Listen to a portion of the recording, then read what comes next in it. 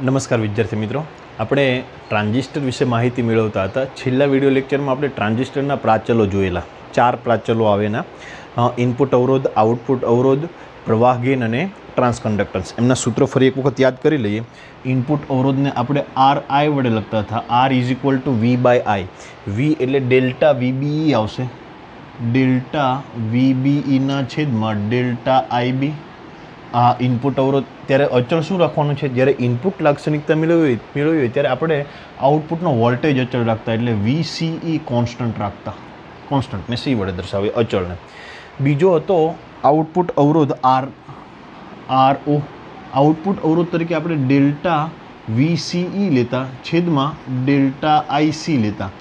Output અવરોધ એટલે આઉટપુટના વોલ્ટેજમાં છેદમાં આઉટપુટનો પ્રવાહ. ત્યારે આપણે કોન્સ્ટન્ટ શું રાખતા? તો કે ઇનપુટનો પ્રવાહ કોન્સ્ટન્ટ રાખતા, IB અચળ રાખતા. ત્રીજું હતું પ્રવાહ ગેઇન. આપણે કોમન એમીટર NPN ટ્રાન્ઝિસ્ટર લીધેલું, તો એના માટે પ્રવાહ ગેઇન બીટાનું સૂત્ર હતું આઉટપુટ પ્રવાહ એટલે કે ડેલ્ટા ICના છેદમાં ડેલ્ટા IB, અને ત્યારે અચળ રાખતા VCE અચળ રાખતા. અને છેલ્લું હતું એ હતું ટ્રાન્સકન્ડક્ટન્સ GM. ટ્રાન્સકન્ડક્ટન્સ GM અને એનું સૂત્ર હતું β/RI. β/RI. અને આ બંને સૂત્ર ઉપરથી આપણને એનું સૂત્ર મળેલું ડેલ્ટા ICના છેદમાં ડેલ્ટા VBE. અહીંયા VCE કોન્સ્ટન્ટ લખવાનું હતું અને અહીંયા પણ VCE કોન્સ્ટન્ટ. તો આ 4 પ્રાચલ, નંબર 1, નંબર 2, નંબર 3 અને નંબર 4, આ 4 પ્રાચલો આપણે ગયા વિડીયો લેક્ચરની અંદર સમજેલા. આમનું એક આ કિલો ઓહમના ક્રમનું હોય છે, આ 50 થી 100 કિલો ઓહમના ક્રમનું હોય છે. આ તો બીટાનું મૂલ્ય કેટલું હોય? 1 કરતાં વધારે કે 1 કરતાં ઓછું. યાદ કરજો કે IC મોટું કે IB મોટું, તો તમને ખબર છે કે IB એકદમ નાનું હોય છે. IBનું મૂલ્ય એકદમ નાનું હોય છે, એટલે IC મોટું હોય છે. એટલે કે આનું મૂલ્ય આ માઇક્રો એમ્પિયરના ક્રમનું હોય, આ મિલી એમ્પિયરના ક્રમનું હોય. એટલે બીટાનું મૂલ્ય ગ્રેટર દેન 1 થશે, ખૂબ મોટું થશે. અને GM is equal to β/RI. હવે આપણે આજે વાત કરવાની છે ટ્રાન્ઝિસ્ટરનો એમ્પ્લીફાયર તરીકે ઉપયોગ. શેના તરીકે ઉપયોગ? એમ્પ્લીફાયર.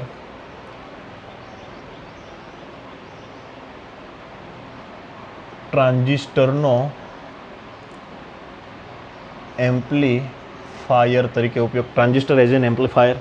ચાલો, હવે આપણે સામાન્ય રીતે કોઈ પણ વસ્તુ બોલીએ, આપણે સામાન્ય રીતે આપણે બોલવું હોય તો ધીમેથી બોલીએ, પરંતુ લાઉડ સ્પીકરમાં જે અવાજ સંભળાય એ ખૂબ મોટેથી સંભળાય. એટલે કે આપણે જે ઓડિયો સિગ્નલ હતા એમને એને ખૂબ મોટા કર્યા, ખૂબ વિવર્ધિત કરી દીધા. તો એ શું કર્યું? તો કે એને ઇંગ્લિશમાં એમ્પ્લીફાય કરેલું કહેવાય, એને વિવર્ધિત કરેલું કહેવાય, એને શું કહેવાય? મોટું કરી દીધેલું કહેવાય. તો આપણે જે ઘરે જે ટીવીમાં અને જે પણ સિગ્નલો આવે છે, રેડિયો એન્ટેના દ્વારા જે સિગ્નલ આવે છે, એ નાના હોય એને મોટા કરવાનું કામ કોણ કરશે? તો કે એમ્પ્લીફાયર કરશે. કઈ રીતે વર્ક કરે? તો કે એની અંદર કોમન એમીટર NPN ટ્રાન્ઝિસ્ટરનો ઉપયોગ કરવામાં આવે. કયો? કોમન એમીટર NPN ટ્રાન્ઝિસ્ટરનો ઉપયોગ કરવામાં આવે. આપણે પરિપથ તૈયાર કરીએ એમ્પ્લીફાયરનો.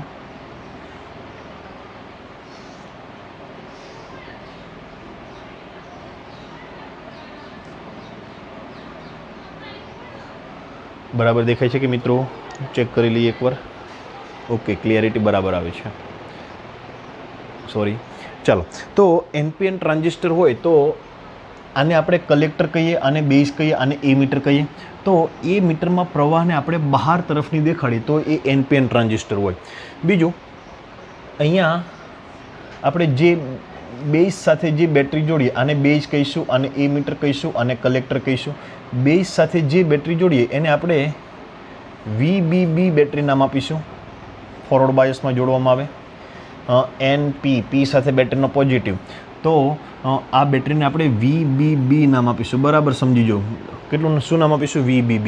અહીંયા તમને કેટલા વોલ્ટેજ મળશે? આ બે છેડા વચ્ચે વોલ્ટમીટરનો એક છેડો અહીંયા મૂકો ને અહીંયા મૂકો તો તમને કેટલા વોલ્ટેજ મળશે? V base A meter voltage મળશે. આપણે એને એવું કહીશું. આમાંથી જે પ્રવાહ પસાર થતો હોય એને આપણે પ્રવાહ IB કહીશું, બેઝ પ્રવાહ IB કહીશું. સમજાય છે મિત્રો? બરાબર. એવી જ રીતે collector A emitter junction reverse બાયસમાં હોય છે, તો કલેક્ટર A મીટર જંક્શનને આપણે જોઈન્ટ કરી દઈએ. એને રિવર્સ બાયસમાં રાખવામાં આવે તો N સાથે બેટરીનો પોઝિટિવ. આ બેટરીને આપણે VCC બેટરી કલેક્ટર સાથે જોડેલી છે, એથી આપણે VCC બેટરી કહીશું. અને અહીંયા તમને જે વોલ્ટેજ મળે એને આપણે VCE કહીશું. શું કહીશું? VCE, અથવા તો એને આઉટપુટ વોલ્ટેજ પણ કહેવામાં આવે. તો મિત્રો આ સામાન્ય રીતે NPN ટ્રાન્ઝિસ્ટર છે, કોમન એમિટર NPN ટ્રાન્ઝિસ્ટર છે. એનો બેઝ એમિટર જંક્શન ફોરવર્ડ બાયસમાં VBB બેટરી વડે અને કલેક્ટર એમિટર જંક્શન રિવર્સ બાયસમાં VCC બેટરી વડે છે. આપણે શરૂઆતની વાત કરીએ, અહીંયા આપણે બીજું કોઈ સિગ્નલ આપતા નથી. તો અહીંયા આ VBE કેટલા થશે? તો કે તમે જેટલા VBB આપશો એટલા જ VBE થશે. તો આવું કહી શકાશે, VBB બરાબર VBE થશે. અત્યારે તમે જેટલા વોલ્ટેજ અહીંયા આપશો એટલા જ વોલ્ટેજ અહીંયા થશે.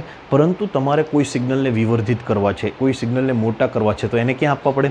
ઇનપુટમાં આપવા પડે. દાખલા તરીકે કોઈ એક સિગ્નલ આવું છે,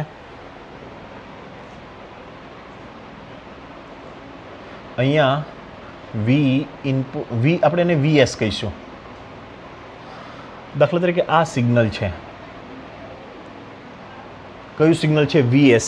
એને આપણે અહીંયા હું એન્ટર કરું છું. આ સિગ્નલને અહીંયા હું એક સિગ્નલ એન્ટર કરું છું અને એના વોલ્ટેજ હશે VS. તો શું હવે મને આ VBB જેટલા જ રહેશે? નહીં, બદલાઈ જશે. આ VBમાં કંઈક ફેરફાર થશે. કેટલો ફેરફાર થશે? તો કે ડેલ્ટા જેટલો ફેરફાર થશે. એ ફેરફાર કોના જેટલો હશે? તો કે તમે અહીંયા જેવો ફેરફાર કરશો એવો ફેરફાર અહીંયા થશે. જો તમે આને નથી જોડતા તો VBB બરાબર VBE જ મળશે. પરંતુ તમે આ VS જ્યારે અહીંયા જોડો છો ત્યારે અહીંયા ફેરફાર થઈ જશે. એટલે આવું સૂત્ર લખી શકાય કે VBB હતા જ આપણે બીજું એડ શું કર્યું? તો કે એક જે સિગ્નલને વિવર્ધિત કરવાનું છે એને એડ કર્યું. તો અહીંયા આપણે VS એડ કર્યું, આ VS એડ કર્યું. તો અહીંયા આ VBBને કારણે VBE તો રહેશે જ, VBBને કારણે VBE તો રહેશે જ. પરંતુ આ VS તમે જે એડ કર્યું, જે તમે અહીંયા સિગ્નલમાં ફેરફાર કરો તો એના પરિણામે આમાં પણ ફેરફાર થશે અને એના ફેરફારને આપણે ડેલ્ટા VBE કહીશું. સમજાય છે મિત્રો? તો આવું કહી શકાય કે VS બરાબર ડેલ્ટા VBE કહી શકાય કે તમે જેટલું સિગ્નલ એડ કરશો એટલો તમને બેઝ એ મીટરમાં ફેરફાર થયેલો જોવા મળશે. ઇટ ઇઝ ક્લિયર મિત્રો? બરાબર છે. તો હવે આને આપણે ઇનપુટ વોલ્ટેજ કહીશું. ઇનપુટ વોલ્ટેજ એટલે આપણે અહીંયા જે આપ્યા આ તો પહેલેથી હતા જ. હવે આપણે એને ઇનપુટ વોલ્ટેજ શું કરશું? VS. એના કારણે આમાં ફેરફાર થયો, એ ફેરફારને આપણે ડેલ્ટા VBE કીધું. તો આને શું કહીશું? ઇનપુટ વોલ્ટેજ કહીશું. Input voltage. કોને ઇનપુટ વોલ્ટેજ કહીશું? ડેલ્ટા VBE ને. જે VS આપણે જે અહીંયા આપ્યા, જે સિગ્નલને વિવર્ધિત કરવાનું છે, આ સિગ્નલને વિવર્ધિત કરવાનું છે અને અહીંયા આપ્યું, એ કોનું થશે? તો કે અહીંયા VBEના ફેરફાર જેટલું થશે. બીજું એના કારણે આ જો આ અહીંયા આ બે છેડા વચ્ચે વોલ્ટેજમાં ફેરફાર થશે તો આ પ્રવાહ પહેલાં IB હતો, હવે એ IBમાં પણ કંઈક ફેરફાર થશે અને પ્રવાહના ફેરફારને આપણે ડેલ્ટા IB કહીશું. બરાબર સમજાય છે મિત્રો? શું કહીશું? Delta IB. તો હવે ઇનપુટ અવરોધ શું થશે? RI બરાબર ડેલ્ટા VBEના છેદમાં ડેલ્ટા IB કહીશું. જે આપણે ગઈકાલે ભણેલા, ગયા વિડીયો લેક્ચરની અંદર ભણેલા. ઇનપુટ વોલ્ટેજ કેટલા છે? Delta VBE. તો અહીંયા ઇનપુટ વોલ્ટેજને કરતા બનાવવા હોય, ઇનપુટ વોલ્ટેજ આપણે લખવા હોય તો ઇનપુટ વોલ્ટેજને આપણે શું કહીશું? Delta VBE. એના બરાબર શું લખી શકાય? RI delta IB. RI delta IB કોના બરાબર? ઇનપુટ વોલ્ટેજ બરાબર. ઇનપુટ વોલ્ટેજ એટલે શું? તો કે આનો જે અવરોધ હોય એ અવરોધ અને પ્રવાહમાં થતો ફેરફાર એના બરાબર ઇનપુટ અવરોધ એટલે શું? RI, જે આપણે ગઈકાલે મેળવેલું. હવે મિત્રો આ થઈ આપણી ઇનપુટની વાત. હવે આઉટપુટમાં શું થશે? તો કે IBમાં ફેરફાર થશે. અહીંયા કલેક્ટરમાંથી પસાર થતા પ્રવાહને આપણે IC વડે દર્શાવીએ. કલેક્ટરમાંથી પસાર થતા પ્રવાહને શાના વડે દર્શાવીશું? IC વડે દર્શાવીએ.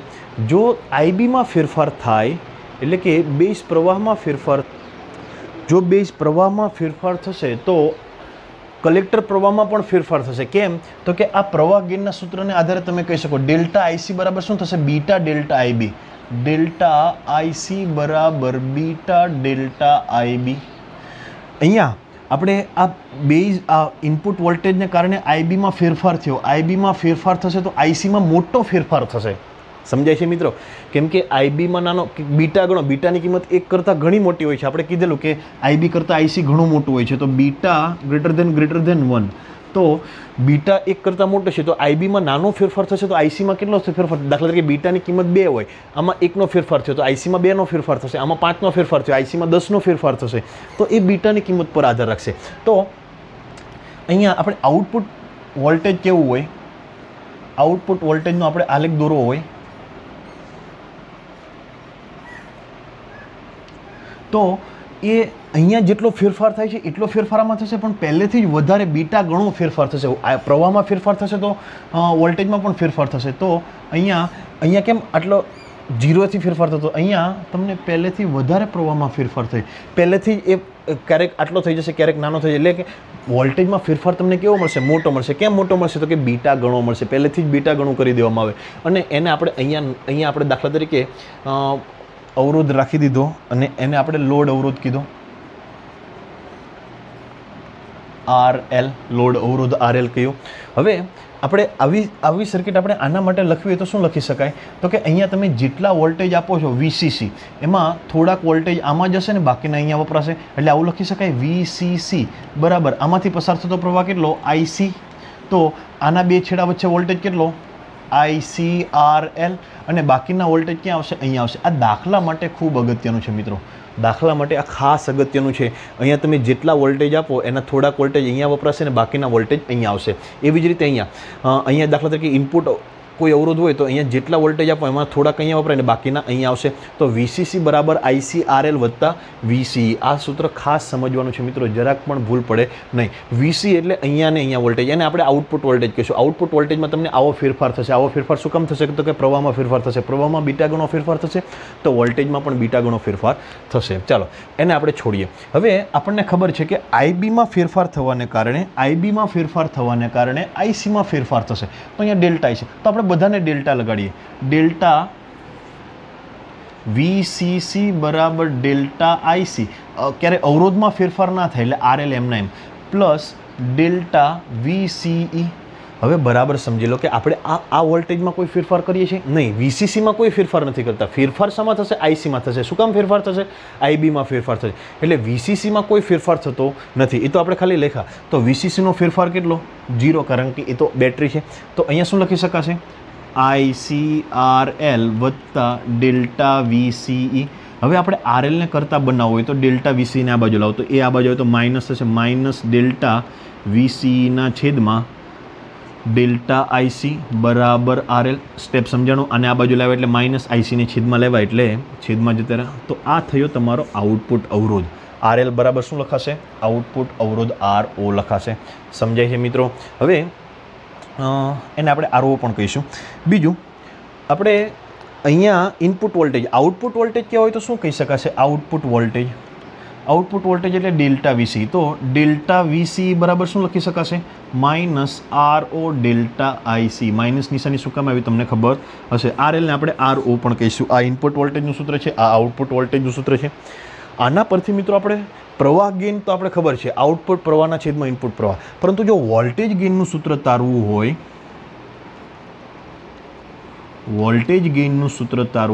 મિત્રો પ્રવાહ ગેઇનને બીજું એ વડે પણ દર્શાવાય. શાના વડે દર્શાવાય? ગેઇનને એ વડે પણ દર્શાવાય. અને આ પ્રવાહ ગેઇન છે તો એને AI વડે દર્શાવાય. એ એટલે ગેઇન ને આ એટલે પ્રવાહનો ગેઇન. તો વોલ્ટેજ ગેઇનને દર્શાવાય તો શું લખે? એ એટલે ગેઇન અને કોનો ગેઇન? Voltage gain. AV એટલે વોલ્ટેજ ગેઇન. શું થશે? આઉટપુટ વોલ્ટેજના છેદમાં ઇનપુટ વોલ્ટેજ. ચાલો આઉટપુટ વોલ્ટેજ કેટલા છે? આઉટપુટ વોલ્ટેજ છે ડેલ્ટા VCEના છેદમાં ઇનપુટ વોલ્ટેજ કેટલા છે? Delta VBE. બરાબર સમજાય છે? Output voltage delta VC, input voltage delta VBE. ચાલો એની કિંમતો મૂકીએ તો શું થશે? અહીંયા ડેલ્ટા VC બરાબર શું લખી શકે? માઇનસ RO ડેલ્ટા IC છેદમાં ડેલ્ટા VB એટલે RI delta IB. RI delta IB. RO ને RL પણ કહી શકાશે, RO પણ કહી શકે છે. આપણે RL જ રાખો, RO નથી લખવું, RL જ રાખો. RL. મિત્રો અહીંયા તમે જોઈ શકો છો કે delta IC by delta IB એટલે શું? બીટા. તો આવું લખી શકાય, માઇનસના minus delta IC by delta IB એટલે બીટા અને RL બાય RI. તો વોલ્ટેજ ગેઇન AVનું સૂત્ર શું થશે? AV બરાબર minus beta RL by RI. અહીંયા સૂત્ર મેં તારવણી આપી દીધી છે. વોલ્ટેજ ગેઇનનું આ સૂત્ર તારવણી છે, બરાબર યાદ રાખજો મિત્રો. બીટા, પરંતુ હજુ પણ અહીંયા કરવાનું છે. બીટા બાય RI એટલે શું? Beta by RI. Beta by RI એટલે GM. તો AV બરાબર આવું લખી શકાય, AV બરાબર માઇનસ બીટા બાય RI એટલે GM RL. વોલ્ટેજ ગેઇનનું આ સૂત્ર પણ યાદ રાખો. આ સૂત્ર પણ યાદ રાખો. બીજું આ સૂત્ર પણ યાદ રાખો, આઉટપુટ વોલ્ટેજના છેદમાં ઇનપુટ વોલ્ટેજ. તો મિત્રો આ થયા વોલ્ટેજ ગેઇન. આ સૂત્રો તમારે યાદ રાખવાના રહેશે. એક છેલ્લે એક તમને બધા સૂત્રોનું લિસ્ટ પણ આખું આપણે આ ચેપ્ટર પૂરું થશે, જો કે આજે પૂરું થઈ જશે, છેલ્લો ટોપિક છે. આના પછી એક ટ્રાન્ઝિસ્ટર એઝ એન ઓસિલેટર તરીકે ટ્રાન્ઝિસ્ટરનો કેવી રીતે ઉપયોગ થાય એ આપણે ભણાવવાનું છે. પરંતુ આજે જેવું ચેપ્ટર પૂરું થશે એટલે બધા સૂત્રોનું રિવિઝન કરી દઈશું અને પછી આપણે દાખલા ગણતરીની શરૂઆત કરીશું. તો આ ખૂબ અગત્યનું છે વોલ્ટેજ ગેઇન. હવે મિત્રો પાવર ગેઇન જોવો હોય તો પાવર ગેઇનને આપણે અહીંયા દર્શાવીએ. બાકીની જે વધારાની થિયરી છે એને સ્ટોપ કરી દઈએ. ચાલો નેક્સ્ટ જોઈએ પાવર ગેઇન. ગેઇન એટલે મેં ફરી વખત કીધું એમ, ગેઇન એટલે શું? એ. પાવર ગેઇન એટલે એપી. ચલો પાવર ગેઇન એટલે શું થશે? આઉટપુટ પાવરના છેદમાં ઇનપુટ પાવર. આઉટપુટ પાવરના છેદમાં ઇનપુટ પાવર. ચલો આઉટપુટ પાવરનું સૂત્ર તમે યાદ રાખો, P = IV. તો આઉટપુટ પાવર એટલે શું થશે? Output voltage delta IC, output પ્રવાહ ડેલ્ટા IC અને આઉટપુટ વોલ્ટેજ ડેલ્ટા VCE. એવી જ રીતે ઇનપુટ વોલ્ટેજ એટલે શું થશે? Delta IB delta VBE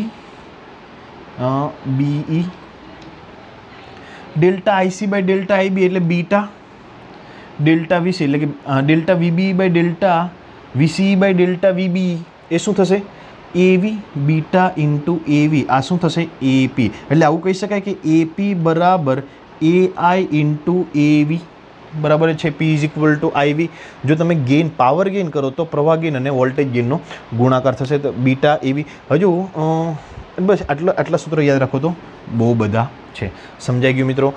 it is clear? હજુ એક અહીંયા થઈ શકે, AP બરાબર શું લખી શકાશે? AP બરાબર બીટાના બીટા. AV બરાબર શું લખી શકાશે? AV બરાબર આ સૂત્ર લખીએ, બીટા માઇનસ બીટા RL/RI. તો શું થશે? AP બરાબર અહીંયા સૂત્ર લખી આપું, minus beta square, beta into beta, beta square, માઇનસને 12 લઈ લીધા તો શું આવશે? RL/RI. એટલે પાવર ગેઇનનું આ સૂત્ર પણ યાદ રાખશો. ટૂંકમાં પાવર એટલે પ્રવાહ ગુણ્યા વોલ્ટેજ. તો પાવરનો ગેઇન લો તો પ્રવાહનો ગેઇન ગુણ્યા વોલ્ટેજનો ગેઇન. તો આ બધી જ મિત્રો થિયરી તમને ક્લિયર થઈ જવી જોઈએ. હવે આપણે એક છેલ્લો એક ટોપિક બાકી છે અને એ છે ટ્રાન્ઝિસ્ટર એઝ એન ઓસિલેટર. તો હવે એ ટોપિક જોઈએ, ટ્રાન્ઝિસ્ટરનો ઓસિલેટર તરીકે કેવી રીતે ઉપયોગ કરવામાં આવે છે. આ ચેપ્ટરનો છેલ્લો ટોપિક છે ટ્રાન્ઝિસ્ટરનો ઓસિલેટર તરીકે ઉપયોગ. જો મિત્રો આ ટોપિક સમજવો હોય તો તમને આત્મપ્રેરણ અને અન્યોન્ય પ્રેરણાની તમને ખબર હોવી જોઈએ, જો તમે ધોરણ 10માં ભણી ગયા છો. આ ઉપરાંત મિત્રો આપણે પણ વિદ્યુત ચુંબકીય પ્રેરણ નામનું એક ચેપ્ટર છે, એમાં પણ આવે છે, પરંતુ એ હજુ આપણે ચાલ્યું નથી. પરંતુ તમને પ્રાથમિક માહિતી આપી દઉં કે પ્રેરણ એ શું છે. દાખલા તરીકે આ કોઈ એક વાહક તારનું ગૂંચળું છે. આ ગૂંચળાને આપણે અહીંયા બેટરી સાથે જોડી દઈએ અને અહીંયા એક કી રાખીએ અને બીજું એક ગૂંચળું જોડી દઈએ અને અહીંયા આપણે ગેલોનોમીટર મૂકીએ પ્રવાહ માપવા માટેનું. હવે જ્યારે આપણે આ કીને ઓન કરીશું ત્યારે આમાંથી આ દિશામાં પ્રવાહનું વહન થશે. જ્યારે એ દિશામાં પ્રવાહનું વહન થાય ત્યારે આની અંદરથી આ દિશામાં પ્રવાહનું વહન થશે. શું કામ? તો કે આની સાથે સંકળાયેલું ફ્લક્સ આની સાથે સંકળાયેલા ફ્લક્સમાં જ્યારે આપણે કી ઓન કરીશું ત્યારે આની સાથે સંકળાયેલા ચુંબકીય ફ્લક્સમાં ફેરફાર થાય. એ ફ્લક્સ આની સાથે પણ જોડાયેલું છે, અમુક ક્ષેત્રરેખાઓ આમાંથી પણ પસાર થશે, તો એની સાથે સંકળાયેલા ફ્લક્સમાં ફેરફાર થશે અને એ ફેરફાર થાય ત્યારે આની અંદરથી પ્રવાહ પસાર થાય.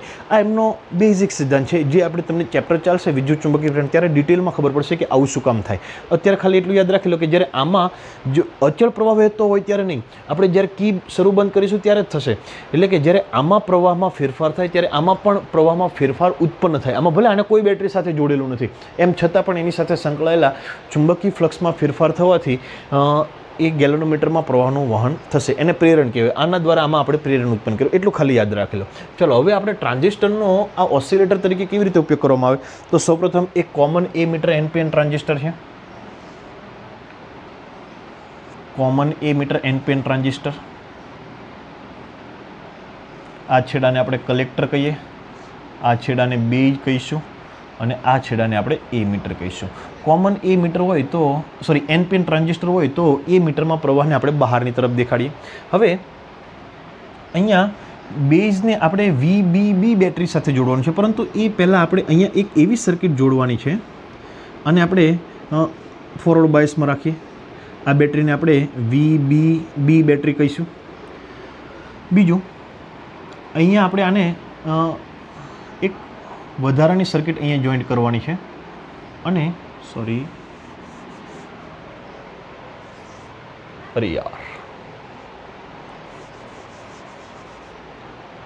વાય ત્રાસુ ભાગી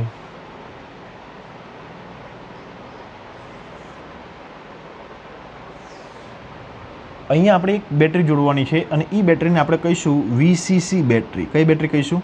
વીસીસી બેટરી. એને આપણે રિવર્સ બાયસમાં જોડેલો છે. આપણે સામાન્ય જોડાણ આવું હતું. અહીંયા આપણે એક વધારાની સર્કિટ જોઈન્ટ કરવાની છે. આપણું સામાન્ય NP common emitter NPN transistor હતું. અહીંયા આપણે એક કી મૂકવાની છે, એટલે કે સ્વિચ મૂકવાની છે. હવે મિત્રો અહીંયા આપણે એક વધારાના સર્કિટ મેં જે તમને વાત કરેલી એ વધારાની સર્કિટ અહીંયા તમારે મૂકવાની છે. અહીંયા એક ઇન્ડક્ટર જોડવાનું છે અને અહીંયા એક ઇન્ડક્ટર સાથે એક કેપેસિટર જોડવાનું છે. ઇન્ડક્ટર સાથે બીજું શું જોડવાનું છે? એક કેપેસિટર. અને અહીંયા આપણે આ બંનેનું કોર સાથે અહીંથી એક બીજું એક ઇન્ડક્ટર જોડીને આપણે આને બહાર કાઢેલું છે. ચાલો અહીંયા આપણને આઉટપુટ મળશે. ચાલો આમાં પ્રોસેસ શું થશે? આપણને એક સૂત્ર ખબર છે કે બીટા ઇઝ ઇક્વલ ટુ આઈસીના છેદમાં આઈબી, ડેલ્ટા આઈસીના છેદમાં ડેલ્ટા આઈબી. તો ડેલ્ટા આઈસી બરાબર શું થશે? બીટા ડેલ્ટા આઈબી થશે. આમાંથી પ્રવાહનું વહન થાય છે. અહીંયા સર્કિટ ઓફ છે અત્યારે, બરાબર. એક વખત આનું કાર્ય ફંક્શન સમજી લેજો, વર્ક ફંક્શન સમજી લેજો. અત્યારે સર્કિટ ઓફ છે, આઉટપુટ જોડાણમાં નથી. જેવું આપણે આઉટપુટ જોઈન્ટ કરશું, બરાબર સમજી લેજો, જેવું આપણે આ સ્વિચ ઓન કરીશું ત્યારે આમાંથી પ્રવાહ પહેલાં કેટલો હતો? 0 પ્રવાહ હતો. આમાંથી આને જ્યારે સર્કિટ ઓન કરીશું આમાંથી પસાર થતો પ્રવાહ આપણે આઈબી પ્રવાહ છે, એટલું યાદ રાખી લેજો. આમાંથી પ્રવાહ કેટલો છે? આઈબી પ્રવાહ છે. 0 હતો. જ્યારે આને ઓન કરીશું ત્યારે 0માંથી પ્રવાહનું મૂલ્ય વધશે, એટલે આમાંથી પ્રવાહનું મૂલ્ય વધશે. આમાં કઈ દિશામાં પ્રવાહ પસાર થશે? આ દિશામાં પ્રવાહ પસાર થશે, આ દિશામાં પ્રવાહ પસાર થશે. હવે આ એક ગુચરાનું L1 છે પ્રેરણ, આનું પ્રેરણ L2 છે, આનું કેપેસિટર C છે. રેડી? હવે આમાંથી જ્યારે ગુચરા L1માંથી આ દિશામાં પ્રવાહ પસાર થશે ત્યારે L2માંથી આ દિશામાં પ્રવાહ પસાર થશે. આમાં પહેલાં તો આ દિશામાં પ્રવાહ પસાર થતો જ હતો. તો અહીંયા પરિણામે આ આઈબીમાં શું થશે? પહેલાં જેટલો આઈબી હતો એના કરતાં વધશે કે ઘટશે? આઈબીમાં શું થશે મિત્રો? વધારો થશે. શું કામ વધારો થશે? તો કે આપણે આ ઓન કર્યું ત્યારે આમાંથી આ દિશામાં પ્રવાહ પસાર થયો, ત્યારે એની સાથે આ અન્યોન્ય પ્રેરણથી જોડાયેલ છે. આમાં આ દિશામાં પ્રવાહ પસાર થયો, તો આમાં આની સાથે આ જોડાયેલું છે અન્યોન્ય પ્રેરણથી. મિત્રો કોઈ વાળો કોઈ એની સાથે તાર જોડેલો નથી, ખાલી બાજુમાં મૂકેલું છે. બાજુમાં મૂકવાથી આનું ચુંબકીય ફ્લક્સ આને ચુંબકીય ફ્લક્સ સાથે સંકળાય. આનું ક્ષેત્ર અહીંયા સુધી આવે તો આના ક્ષેત્રમાં ફેરફાર થાય તો આમાં વિરુદ્ધ દિશામાં પ્રવાહ, આના કરતાં વિરુદ્ધ દિશામાં પ્રવાહ પ્રેરિત થાય. તો આમાં પ્રવાહ પર અહીંયા આઈબીમાં શું થશે? વધારો થશે. કેપેસિટરની પ્લેટ શું થશે? ચાર્જ થશે. અહીંયા ધન વિદ્યુતભાર જમા થવા મળશે. આઈબીમાં વધારો થાય, આઈબીમાં વધારો થાય તો આઈસીમાં વધારો થાય. પહેલાં 0 હતું, પછી ઓન થયું, આઈબીમાં વધારો થયો એટલે આઈસીમાં વધારો થયો. આઈસીમાં વધારો થયો, જ્યારે વધારો થાય, ફેરફાર થાય ત્યારે આમાં પ્રવાહનું મૂલ્ય વધશે. આમાં પ્રવાહનું મૂલ્ય વધશે તો આની સાથે સંકળાયેલો ફ્લક્સ વધશે, તો આમાં વિરુદ્ધ દિશામાં વધારે પ્રવાહ ફેરફાર થશે, તો આઈબીનું મૂલ્ય વધશે. આઈબીનું મૂલ્ય વધશે તો આઈસીનું મૂલ્ય વધશે. આઈસીનું મૂલ્ય વધશે તો આમાં વધારે પ્રવાહમાં ફેરફાર થશે. એમાં વધારે પ્રવાહમાં ફેરફાર થશે તો આમાં વધારે પ્રવાહમાં ફેરફાર થશે. આમાં વધારે પ્રવાહમાં ફેરફાર થશે તો આઈબીનું મૂલ્ય વધશે. આઈબીનું મૂલ્ય વધશે તો આઈસીનું મૂલ્ય વધશે. આવી રીતે આઈસીના મૂલ્યમાં શું થશે? સતત વધારો થાય. પરંતુ આઈસી કયા બાયસમાં છે? આઈસી પ્રવાહ છે કયા બાયસમાં? રિવર્સ બાયસમાં. રિવર્સ બાયસમાં શું થશે? પ્રવાહનું મૂલ્ય વધશે. એક સમય શું થઈ જશે? સંતૃપ્ત થઈ જશે. ક્યાં સુધી આ પ્રોસેસ શરૂ થશે? ક્યાં સુધી આમાં આ કેપેસિટર ચાર્જ થશે? તો કે જ્યાં સુધી આનામાં ફેરફાર થશે, જ્યાં સુધી આનામાં ફેરફાર થશે. આમાં ફેરફાર ક્યાં સુધી થશે? જ્યારે આમાં પ્રવાહમાં ફેરફાર થશે. પ્રવાહમાં ક્યાં સુધી ફેરફાર થશે? આઈસીમાં. પરંતુ એક સમય તો આઈસી કેવું થઈ જાય? અચળ થઈ જાય. આઈસી અચળ થઈ જાય તો આની સાથે હવે આમાં આઈસી અચળ થઈ ગયો. આઈસીનું મૂલ્ય પ્રવાહ આમાંથી જે પ્રવાહ છે આઈસી એનું મૂલ્ય બદલતું નથી. જો એનું મૂલ્ય ના બદલે તો આની સાથે આમાં ફ્લક્સ સંકળાશે નહીં, સંકળાય. કેમ? જ્યારે આમાં ત્યારે જ પ્રવાહ પ્રેરિત થશે જ્યારે આમાં પ્રવાહ બદલાય. હવે જો આમાં પ્રવાહ અચળ થઈ ગયો, આઈસી પ્રવાહ અચળ થઈ ગયો, તો આમાં પ્રવાહ કેવો થઈ ગયો? અચળ. તો આમાં કોઈ વધારાનો પ્રવાહ મળશે નહીં. તો આ કેપેસિટર જે ચાર્જ થયેલું હતું એ હવે શું થવા મળશે? ડિસ્ચાર્જ થવા મળશે. એ ડિસ્ચાર્જ થવામાં છે. તો આઈબીના મૂલ્યમાં શું થશે? ઘટાડો થશે. આઈબીમાં ઘટાડો થાય તો આઈસીમાં શું થશે? ઘટાડો થશે. એટલે પ્રવાહ વધેલો તો એ પ્રવાહ હવે શું થશે? ઘટશે ઘટશે ઘટશે ઘટશે, એક સમયે ઝીરો થઈ જશે. ઝીરો થઈ જશે ત્યાર પછી ફરી પાછું આ કેપેસિટર શું થશે?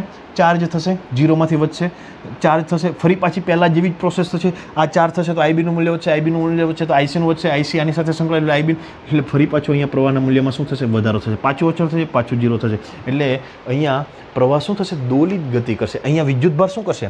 વિદ્યુતભાર ઘડીક અહીંથી આ બાજુ આવશે, ઘડીક આ બાજુ આવશે, ઘડીક આ બાજુ આવશે, ઘડીક આ બાજુ આવશે. વિદ્યુતભાર શું થશે? દોલન. આને મિત્રો એલસી દોલન કહેવામાં આવે છે. કયું દોલન કહેવામાં આવે? એક એલ અને એક સી, એટલે એલસી દોલન કહેવામાં આવે છે. અને આપણને અહીંયા આઉટપુટ એટલે કે અહીંયા આપણે બેટરી કઈ જોડેલી હતી? બંને ડીસી બેટરી જોડેલી હતી. પરંતુ અહીંયા આપણે એક ગૂંચળું રાખીએ. હવે આ બંને ગૂંચળા આની સાથે પણ સંકળાયેલા છે. તો અહીંયા તમને પ્રવાહ આવો પ્રવાહ મળશે, વધશે ઘટશે, ઝીરો થશે, વિરુદ્ધમાં થશે. તો એસી ડીસી પ્રવાહનું એસીમાં રૂપાંતર કરવું હોય તો પણ ઓસિલેટરનો ઉપયોગ કરી શકાય. એસીનું ડીસીમાં રૂપાંતર કરવું હોય તો રેક્ટિફાયર. યાદ રાખજો મિત્રો, ભૂલાઈ ન જાય. એસીનું તમારે ડીસીમાં ફેરવું હોય તો રેક્ટિફાયર, પૂર્ણ તરંગ રેક્ટિફાયર, અર્ધ તરંગ રેક્ટિફાયર આપણે જોઈ ગયા. તો આનું ખાલી વર્ક ફંક્શન તમને સમજ પડી ગઈ હશે. હવે અહીંયા જે આપણને પ્રવાહ કે જે વોલ્ટેજ મળે છે એની આવૃત્તિનું સૂત્ર મિત્રો યાદ રાખવાનું છે. જે તમારે આપણે જ્યારે વિદ્યુત ચુંબકીય પ્રેરણનું ચેપ્ટર ભણશું ત્યારે તમને ફરીથી આવશે, પરંતુ અત્યારે ખાલી સૂત્ર યાદ રાખવાનું છે કે F = 1/2π √LC. L એટલે આનું ઇન્ડક્ટન્સ અને સી એટલે કેપેસિટન્સ. ઇન્ડક્ટન્સનો એકમ હેનરી હોય છે, જે વિદ્યુત ચુંબકીય પ્રેરણમાં તમને ખબર પડશે. સી એટલે આનું કેપેસિટન્સ, જે તમે બીજા ચેપ્ટરમાં ભણી ગયા છો. તો આ આવૃત્તિનું સૂત્ર મિત્રો યાદ રાખજો. જો વધારે આવૃત્તિ મેળવી હોય તો એલ અને સીના મૂલ્ય તમારે એ રીતે એડજસ્ટ કરવા પડે. તો જેટલી આવૃત્તિ મેળવી હોય એ પ્રમાણે તમે અહીંયા એલસીના મૂલ્ય નક્કી કરી શકો. મિત્રો રેડિયો વગેરેમાં આવા ઓસિલેટરનો ઉપયોગ કરવામાં આવે છે. આનાથી નાનામાં નાનાથી વધારેમાં વધારે 10⁻14 હર્ટ્ઝ એપ્રોક્સિમેટલી કેટલીક આવૃત્તિ ધરાવતા આ કિરણો એટલે કે આવા તરંગો મેળવી શકાય છે. આ માત્ર સમજણ માટે તો મિત્રો આ સૂત્ર ખાસ યાદ રાખવાનું છે. આ સૂત્ર પરથી તમને પ્રશ્ન પૂછાઈ શકે. 2π L એટલે ઇન્ડક્ટન્સ, એકમ હેનરી, કેપેસિટર એકમ ફેરાડે. તો આ થયું મિત્રો આપણું સંપૂર્ણ સેમિકન્ડક્ટર્સ અને ઇલેક્ટ્રોનિક્સ. હવે આપણે આવતીકાલે આના પહેલેથી હું તમને સૂત્રો કરાવીશ અને પછી આપણે દાખલાઓ તરફ આગળ વધશું. દરેક બાળક રોજે રોજનું હોમવર્ક રોજે કરે, મને ફરજિયાત મોકલવાનું છે.